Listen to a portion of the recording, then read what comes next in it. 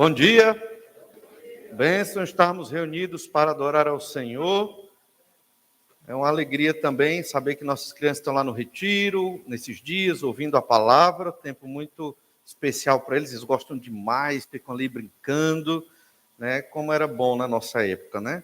Eu digo assim, mas eu nunca cheguei a ir para retiro de criança, eu não peguei essa fase, infelizmente, mas já fui conselheiro de retiros de crianças e é muito gostoso estar com as crianças ali e elas animadas e brincando e, obviamente, aprendendo da palavra do Senhor.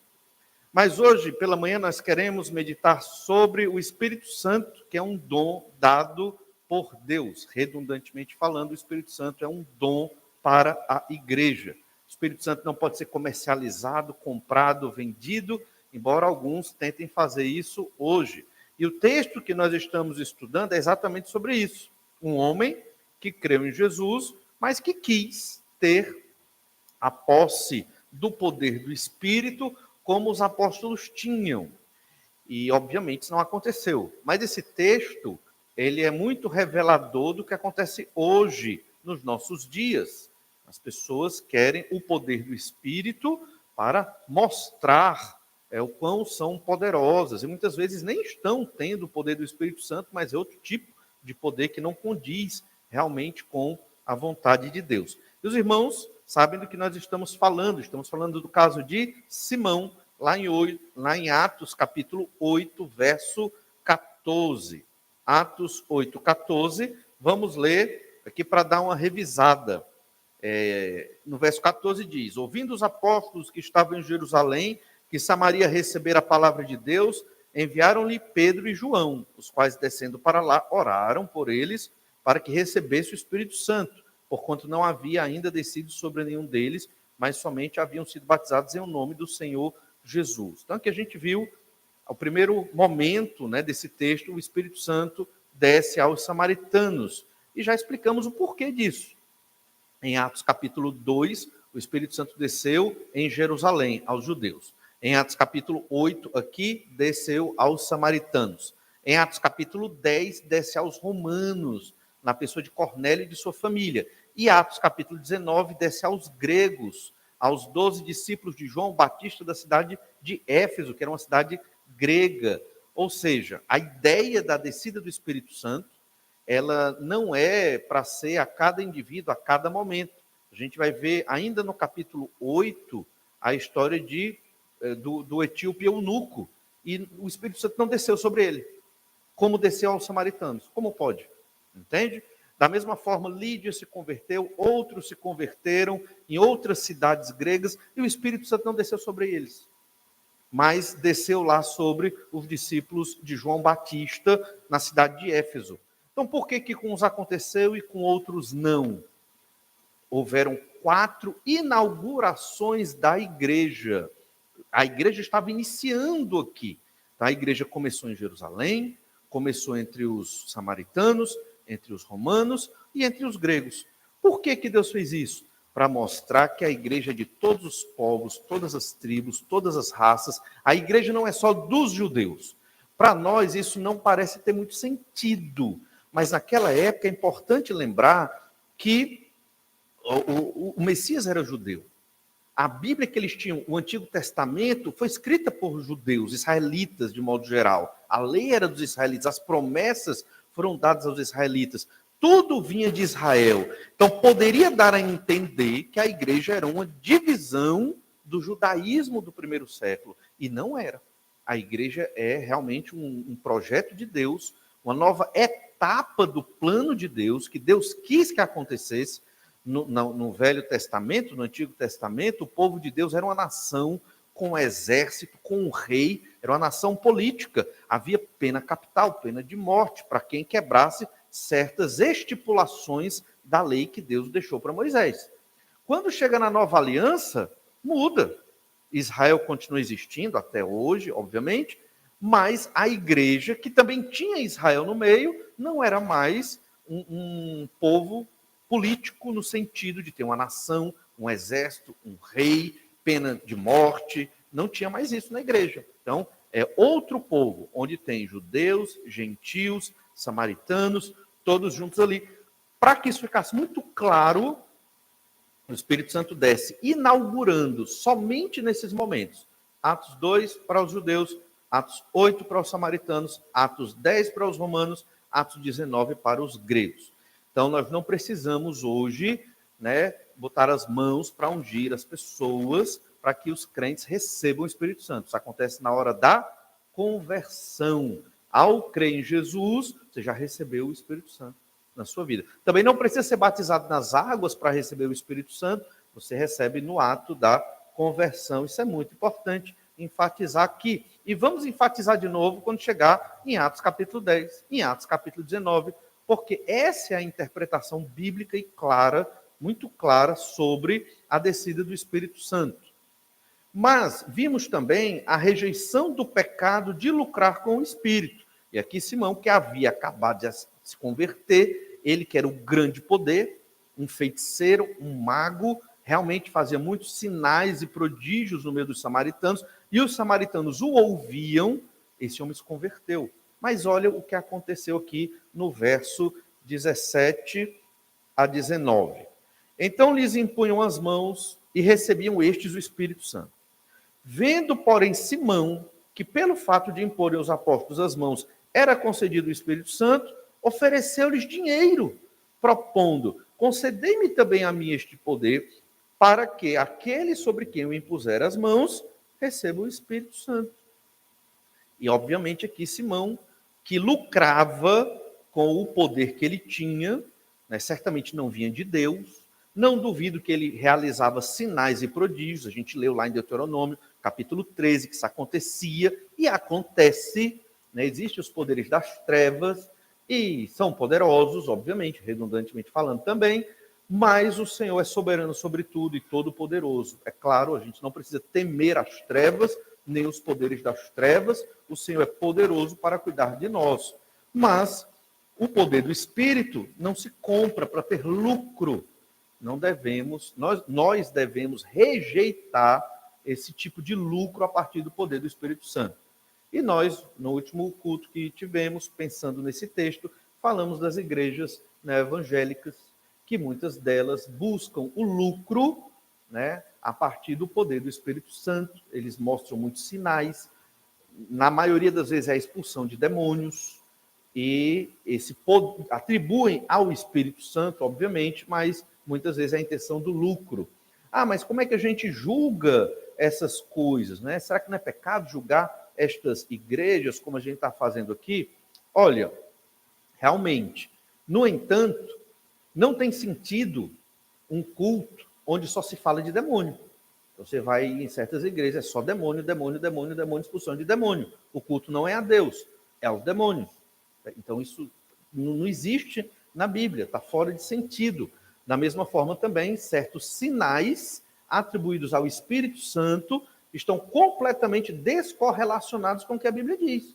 Por exemplo, uma pessoa ficar pregada no chão, ou na parede, ou rir sem parar, ou rodopiando, isso não é manifestação do Espírito Santo. Isso é outra coisa. Então a gente não deve aceitar isso.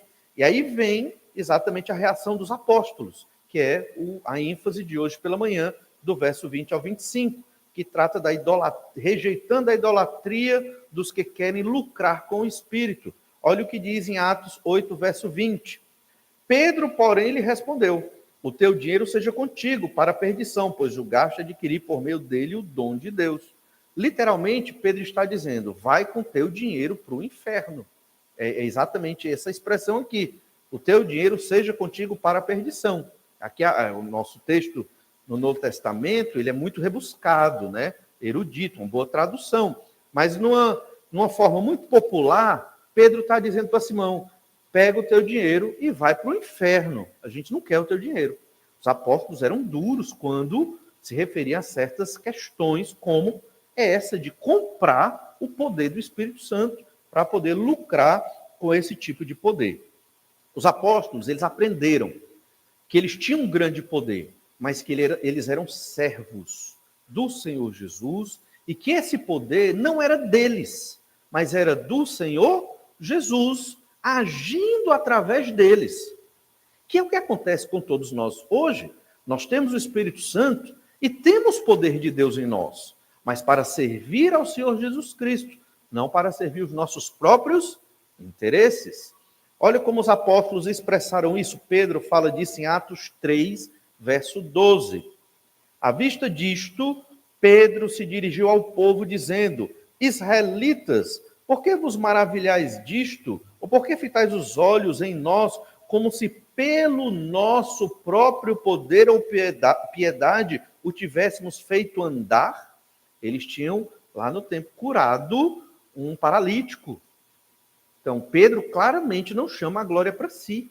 Pedro deixa muito claro, né? Por que estão olhando para a gente como se nós tivéssemos feito isso com o nosso poder, com a nossa piedade, o nosso testemunho de vida cristão? Não, não fomos nós. Verso 13, o Deus de Abraão, de Isaque e de Jacó, o Deus de nossos pais, glorificou ao seu servo Jesus, a quem vós traístes e negastes perante Pilatos, quando este havia decidido soltá-lo.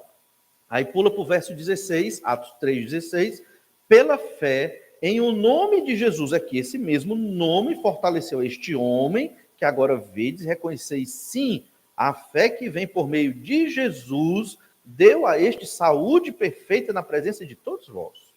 Então veja como Pedro não traz a glória para si, mas ele reconhece que esse poder vem do Espírito Santo de Deus, vem do Senhor Jesus Cristo. Os apóstolos aprenderam isso. Então, os apóstolos, eles não tinham a intenção de ser gurus, de serem líderes espirituais, como se tivessem todo o conhecimento do mundo. Eles entendiam isso. E eles viviam para servir a igreja para a glória de Deus. Então, nós temos que ter isso em mente. Muito cuidado com estes gurus espirituais, porque normalmente é furada, é engano, não estão andando de acordo com a Escritura. O Espírito Santo confere poder aos filhos de Deus, sim, mas todos nós vivemos neste poder para a glória de Deus, para o serviço do Senhor Jesus Cristo. Não podemos cair no erro de Simão. E veja como Pedro foi firme e rígido contra este erro, contra este pecado. Da mesma forma, nós devemos ser firmes contra os pecados que nós observamos hoje em muitas igrejas que se utilizam do poder do Espírito Santo, nem sei se de modo honesto e verdadeiro, mas a pretexto de angariar mais membros, acumular mais recursos para enriquecimento dos seus líderes, que muitas vezes se colocam como esses gurus espirituais. No meio da igreja de Jesus, não é para ser assim. Jesus ensinou os seus discípulos a serem servos uns dos outros e servir uns aos outros com os dons que o Espírito Santo nos dá. Olhe ainda em Atos 8, 21. Pedro dizendo para Simão: não tens parte nem sorte neste ministério, porque o teu coração não é reto diante de Deus. Então você não é apóstolo, você não tem parte nessa ministração do Espírito Santo. Seu coração não é reto diante de Deus. Essa expressão de Pedro quer dizer que Simão não entende algo da pessoa de Deus. Ele não está compreendendo quem é Deus, no caso aqui, o Espírito Santo. Simão está equivocado, está entendendo errado Deus. É como se hoje eu chegasse e vendesse meu apartamento, colocasse de oferta aqui, porque eu quero receber bênçãos em dobro, dinheiro em dobro. Isso é uma promessa que muitas igrejas fazem. Mas se eu fizer isso, eu estou dando um testemunho de que eu não conheço Deus. Ou pelo menos não conheço da maneira como a Bíblia diz. Ou o meu conhecimento de Deus é ínfimo. Porque, obviamente, Deus não barganha com ninguém, né? Nossos dízimos e ofertas, só citando esse exemplo aqui, que envolve a ideia de comprar o Espírito, né? Então, eu querer comprar bênçãos de Deus, ou o poder do Espírito, não é assim que Deus faz. Não é assim que Deus age. Isso não está no Novo Testamento. Deus abençoa quem Ele quer, Deus prova quem Ele quer, Deus cuida de nós, obviamente, mas ninguém barganha com o Senhor. Deus é todo-poderoso e soberano. Da mesma forma, ninguém ordena a Deus para fazer as coisas. Deus faz o que Ele quer, na hora que Ele quer, para a glória do nome dEle. Ele é Deus e é o Todo-Poderoso. E quem somos nós? Ninguém diante do Senhor nosso Deus. Então chega Simão para um apóstolo e diz: eu quero comprar esse poder. Aqui o dinheiro, eu quero comprar esse poder, que eu quero agir dessa forma. Talvez ele até pensou em ter um certo lucro, aqui eu estou deduzindo, né? O texto não diz, pensou em ter um certo lucro, como ele tinha antes, com a feitiçaria dele lá, diante dos samaritanos. A expressão de Pedro, o teu coração não é reto diante de Deus, ela remonta ao Salmo 78, verso 37, que diz assim: porque o coração deles não era firme para com ele, nem foram fiéis à sua aliança. Essa é a ideia. O coração de Simão não era firme para com Deus, Simão não era fiel à nova aliança estabelecida com ele, ele acabara de se converter e ele precisava aprender mais sobre Deus. Atos 8, 22. Arrepende-te. Veja bem, Simão cometeu um pecado muito grave. A história da igreja não fala bem de Simão, né? Muitos autores, a gente mencionou alguns em outro momento, Irineu e outros, né, pais da igreja, falaram mal deste Simão, como ainda fosse um herege, como se fosse o precursor do gnosticismo do segundo século na igreja, e não sabemos ao certo se tudo que falaram dele realmente é verdade ou não, né? Fica a dúvida, porque foi um pecado grande que ele cometeu, mas para todo pecado terrível, e essa é a lição que a gente aprende no verso 22, há oportunidade de arrependimento. Então, se a gente comete um pecado grande por falta de entendimento ou por pecado mesmo, não um pecado de ignorância, mas um pecado que brotou no coração, existe oportunidade de arrependimento. E essa é a beleza do Senhor nosso Deus. Deus nos perdoa. Basta que você esteja arrependido dos seus pecados, honestamente arrependido, confessando o seu pecado ao Senhor, Deus vai perdoar. O Senhor, ele não é homem para guardar mágoa, para ser vingativo dessa forma. Deus, em vários textos do Antigo Testamento, diz para Israel: se arrependa, que eu lhe recebo de volta. Só que Israel não quis se arrepender, pelo menos a grande parte do povo. Então, Pedro, ele reflete o caráter de Deus aqui, quando ele diz, no verso 22, arrepende-te, pois, da tua maldade e roga ao Senhor. Então, o que ele fez foi uma maldade. É mal, é pecado comprar o poder do Espírito Santo, pelo menos querer comprar, né? Ter esse poder para questões monetárias, financeiras. Isso é uma maldade. Muitas igrejas estão fazendo algo parecido com o que Simão fez. E a gente tem que ter muito cuidado com isso. Isso é um pecado, é uma grande maldade. Mas para Simão, Pedro diz: arrepende-te da tua maldade, roga ao Senhor, talvez te seja perdoado o intento do coração, pois vejo que estás em fel de amargura e laço de iniquidade. Então, certamente, se honestamente Simão tivesse arrependido, ele seria perdoado. Por que que Pedro fala o talvez? Porque o coração de Simão, né, o comprar o poder do Espírito, expressou algo, uma maldade muito grande, que Pedro, no verso 23, chama de fel de amargura e laço de iniquidade. O que é um fel de amargura e um laço de iniquidade? O judeu entendia isso muito bem. É uma linguagem do Antigo Testamento.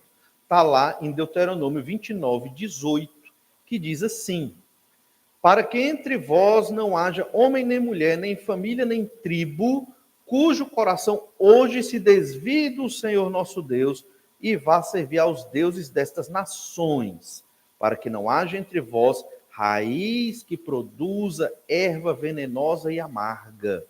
Então, quando Pedro fala de fel de amargura, laço de iniquidade, ele está se referindo a esta raiz que produz uma erva venenosa e amarga. E o que é essa raiz que produz uma erva venenosa e amarga, que é o fel de amargura e o laço de iniquidade? É a idolatria. É a idolatria. Como a gente vê no começo do verso 18 aqui, Deuteronômio 29, 18, fala que não deveria ninguém de Israel, nem homem, nem mulher, nem família, servir outros deuses. Então, o que estava por trás da atitude de Simão ao querer comprar o poder do Espírito? Um ídolo. Um ídolo não físico, mas no coração de Simão. Por isso que Pedro diz, talvez Deus te perdoe, porque você tem que tirar esse ídolo do seu coração. Você não pode viver nesse fel de amargura, nesse laço de pecado promovido por esse ídolo. Que ídolo era esse? O ídolo do poder, o ídolo do dinheiro, era o que estava na mente de Simão. Eu não duvido que Simão tenha se convertido ali, no verso anterior, mas ele estava ainda num processo de aprendizado, de arrependimento, de compreender quem era Deus. Muitos crentes carregam dentro do seu coração ídolos.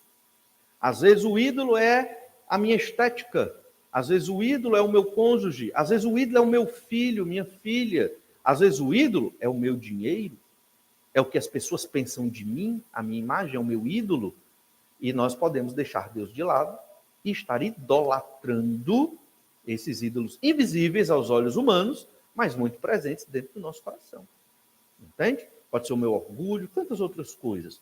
No caso aqui, Pedro estava usando essa linguagem para mostrar a Simão que ele deveria deixar o ídolo do coração dele, certamente era o poder e o dinheiro. E no Salmo 78, verso 38, diz: Ele, porém, que é misericordioso, perdoa a iniquidade e não destrói. Antes, muitas vezes, desvia a sua ira e não dá largas a toda a sua indignação. Esse é o Senhor nosso Deus. Muitas vezes, Deus poderia destruir aquele pecador. Mas, se eu me arrepender, confessar o meu pecado e suplicar, o Senhor desvia a ira dele. O Senhor me dá mais uma oportunidade para viver com ele e para servi-lo. Simão demonstra arrependimento. Simão percebeu que cometeu um erro grave. Atos 8, 24.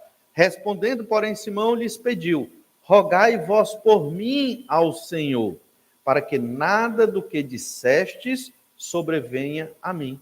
Então ele se sentiu tão pecador, tão inábil, que ele não conseguiu orar a Deus pedindo perdão. Ele pediu o apóstolo para orar por ele, para que o apóstolo intercedesse diante de Deus, porque ele percebeu o tamanho do pecado que ele havia cometido, da sua idolatria, da sua perversão, mas ele demonstra um arrependimento. Apesar da história da igreja falar muito mal de Simão, do simonismo, desse tipo de pecado que envolve o dinheiro comprando um poder religioso, o Novo Testamento mostra que ele se arrependeu, né? Só o Senhor sabe se vamos encontrar Simão ou não lá, mas ele se converteu e ele se arrependeu do seu pecado, né? Acreditamos que foi um arrependimento honesto ali. Veja como é a história da igreja. Eles estavam cumprindo aqui, os apóstolos, a segunda etapa do ministério do Senhor Jesus Cristo. Jerusalém tinha sido evangelizada, agora Samaria estava sendo evangelizada, a igreja estava crescendo, no entanto, apareciam essas dificuldades, esses problemas. Né? Um grande vulto, um grande poder, no caso Simão, se converte. Que bênção! Mas trouxe também um grande problema, um grande pecado. E o que é que o apóstolo fez? Confrontou. Então, é muito importante que isso esteja na nossa mente. A igreja, muitas vezes, envolve certas confrontações. Não se admire se às vezes o pastor tiver que confrontar alguém que está com a doutrina errada.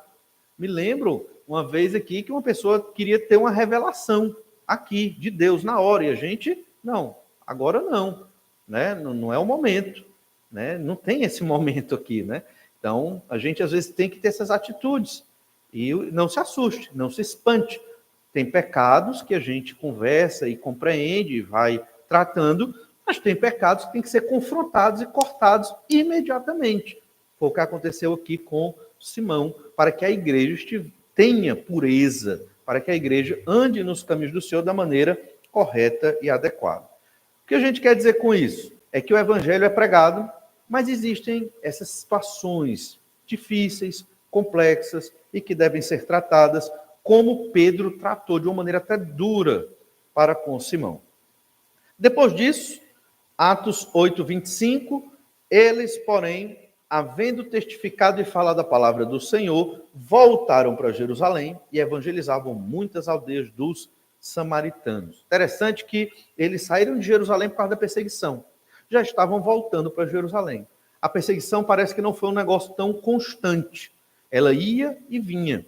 E nesse caso aqui parece que provavelmente Saulo já estava indo por outros territórios e outras regiões, provavelmente, eles voltam para Jerusalém. E muitos samaritanos se converteram ali ao Senhor Jesus Cristo. Parece não, os samaritanos e os judeus tinham uma grande divergência. E eles ficavam, e os gentios também, para com os judeus, e os judeus para com os gentios. Mas, com o tempo, parece que a igreja ela foi se harmonizando nessas várias regiões. Lá em Atos 9:31, a gente ainda vai chegar lá, mas olha o que o versículo diz aqui. Atos 9:31. A igreja, na verdade, tinha paz por toda a Judeia, Galileia e Samaria, edificando-se e caminhando no temor do Senhor. E no conforto do Espírito Santo, crescia em número. Então veja que já em Atos 9, apesar das dificuldades, dos problemas, de pessoas como Simão, sempre vão aparecendo, mas a igreja crescendo, e a igreja, ela crescia em paz. Judeia, Galileia e Samaria. Então, é muito interessante perceber como Deus vai trabalhando. Então, quando a gente vive numa igreja, anos naquela igreja, conhecemos a história da igreja, tem situações complexas e difíceis? Tem. Tem situações mais tranquilas e abençoadas? Tem. E a igreja é assim. Isso é importante dizer para que nós crentes não sejamos ingênuos, de achar que na igreja não existe certa confrontação, para não achar que na igreja é só tudo paz e amor.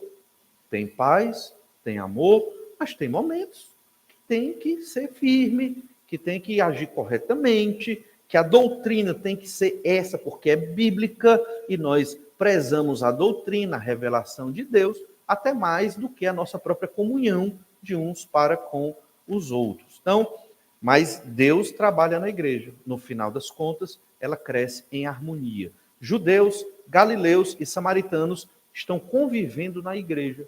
E a paz. Isso é um milagre. Isso é uma bênção naquele período.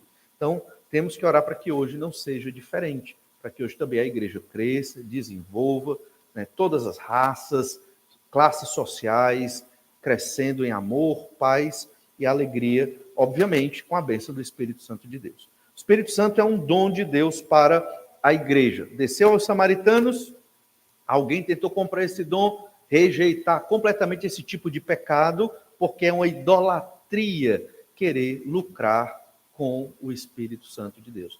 Deus nos abençoe, nos ajude com a história de Simão a estarmos usando os dons que o Senhor nos deu, obviamente não para ganhar dinheiro, mas para a glória de Deus e para a edificação da igreja. Vamos orar? Pedir que o Senhor nos abençoe. Pai, te agradecemos muito pela tua palavra, porque aprendemos tanto sobre quem é o Senhor, sobre como o Senhor quer que nós vivamos. Obrigado, Senhor Deus, pelo teu Espírito Santo, terceira pessoa da Trindade, que nos fortalece, nos anima, nos motiva, a quem nós devemos também prestar adoração. Senhor Deus, nos ajuda pela fé a vivermos na dependência do teu Espírito e a usar este poder que o Senhor tem nos dado para te glorificar, vencendo os nossos pecados e proclamando o Evangelho àqueles que estão longe do Senhor. Tudo isso nós te pedimos, ó Pai, em oração, em nome do Senhor Jesus Cristo. Amém. Que Deus abençoe a todos, um bom almoço, e à noite estamos de volta às 18h30.